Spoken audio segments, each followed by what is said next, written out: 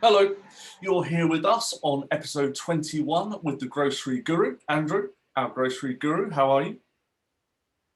Very well, Darren. Yeah, you good? Yes, very good, very good. Andrew, this week we are talking about Hagglebot, something you know Oh, something about, I think. Wasn't that Robbie Coltrane in the Harry Potter films? The big guy that lived outside the school, didn't he? I think that was Hagrid. Oh, a Hagglebot. Sorry, I misheard you. So not a Hagglebot, a Hagglebot.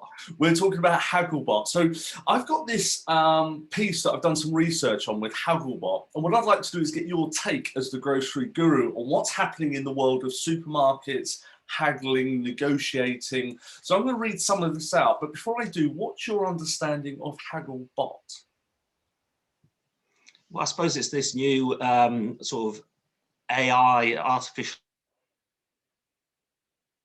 intelligence way of negotiating. So obviously, I think can come out of the States. I think maybe Walmart use it, where they sort of automate the negotiation process. I mean, in my world, it goes back to, I mean, one of the scariest things I ever saw was an e-auction that we did years back, an e-auction for tinned tuna, I think it was. And Jesus, it was brutal negotiation I have ever seen, when you let basically computers set the prices and suppliers don't know who they're bidding against. Yeah. Absolutely brutal. And if I'd have been, the suppliers, I'd have been in tears at the end. Well, it's like a blind auction, isn't it? Yeah. Literally, place your bids, a huge amount of business, so no supplier can afford to lose it. Yeah. And yet you're bidding blind against a computer that suddenly says, no, you need to come down $50 more a ton. So I guess you could call that, I mean, that was, that was serious haggle botting, to use your phrase. Well, it seems to be coming up more and more. Let me share this with you. There is the Olympics for Hagglebots. They're on their 11th year, and it's artificial intelligence pitched against artificial intelligence and or pitched against humans. It tends to be universities. They tend to be, the winners tend to be Turkey or Japan with the best Hagglebots. We're 11 years in, but the first Hagglebot was developed in the 1980s and was called Negoist. Never heard of that. But here's a statement I'd like to share with you and see what you think. Humans have the upper hand, understanding emotion and subject matter expertise, but can falter when there are many issues. Yeah.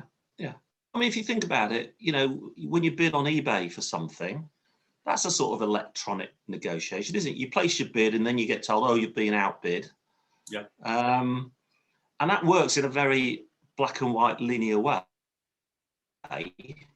But let's come down to our world of food. There's a specification for product. There's delivery times, there's payment terms. There's so many, as we call them, tradables. Yeah. That could you program a computer to get all those nuances? And at the end of the day, it is looking somebody in the eye and doing a deal with them. So I can see, electronic negotiation, haggling, whatever you want to call it, working when it's very simple transactions and you've got thousands of suppliers.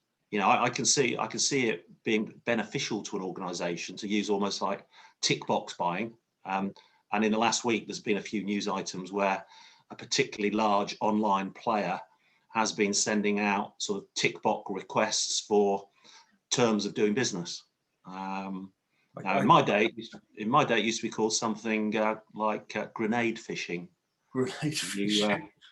You throw an email out there with a whole load of outrageous requests, let it explode amongst the supplier base, and you guarantee, 50% of the fish will land up on the shore. Wow. And I guess the online retailer, we're talking about Amazon, have done some of this. They've been in the press with this stuff, haven't they? Yeah, there's been some press about them. Yeah. All right. Well, let me ask you this. Walmart, you mentioned, I think, they have an AI system of negotiating called Pactum, Pactum. Sounds like something else. Yes, they're negotiating contracts and prices, but let me try this one on you. If everything is known, so this is from the AI chatbot Olympics guys, the founder, negotiations should never have to happen at all. You need 0 rounds and the deal is struck immediately if everything is known. What do you think about that? I think they need to get out more. Come on, the world's not like that. I mean, you know, think back to what we used to do. Even if you knew absolutely everything, you'd still ask for that extra few p, wouldn't you? Yeah, you would. You would. I think these guys are wrong. Yeah, well, that's the bit that says. I mean, we've always said, you know, negotiation, and we do an exercise, don't we, in all negotiation workshops. The first exercise we do, and we prove that if you put 6 sets of 2 people doing exactly the same negotiation with exactly the same brief and knowledge, you get 6 different results, because it's generally the person that's the most aggressive, the most pushy, the most ambitious, the most ambitious gets the better deal. So yeah, computers can do so much, but the minute you stick human beings in the mix, you know, emotions get involved. Some human beings are more naturally aggressive than others. Some are more passive. Some people are just having a good day or a bad day, and change in negotiation. Absolutely, absolutely. Well, here's another bit. They're saying that within 3 minutes of a deal, the bots, by looking at our facial recognition, the pitch of our tone, how much it changes, can predict the outcome. Well, I can imagine that. I mean, you know, anybody that's a card player, you know, the best card players are those that can read their opponent's mannerism, what have you.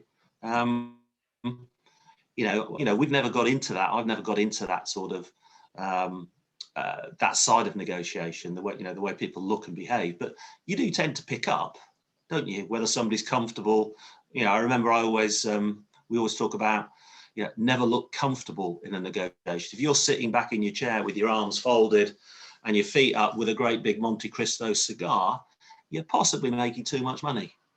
As opposed to sitting forward, looking a little bit on edge and using the sort of language of, oh, you know, you'll have the coat off my back, Darren, next. You know, we all do that gamesmanship.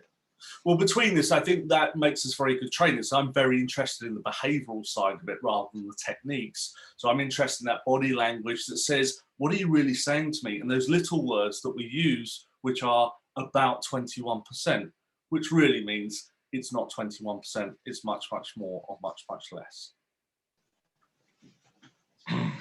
All right, Andrew, so what does this mean for supermarkets, grocery? Is the account manager dead? We don't need them anymore? Are they obsolete? I don't think so. I think we have talked in previous ones of this about how the account manager's job is going to morph into more of a shopper insight manager, and that having the skills of understanding their shoppers almost as well as they do is massively important for account managers going forward. Yeah, more negotiation will go online. You know, relatively undifferentiated products. So, you know, bags of sugar, bags of flour where there isn't a massive specification. Pretty easy to buy that on an E or Haggle platform. But once it gets complicated and the business gets big, you're going to need the human.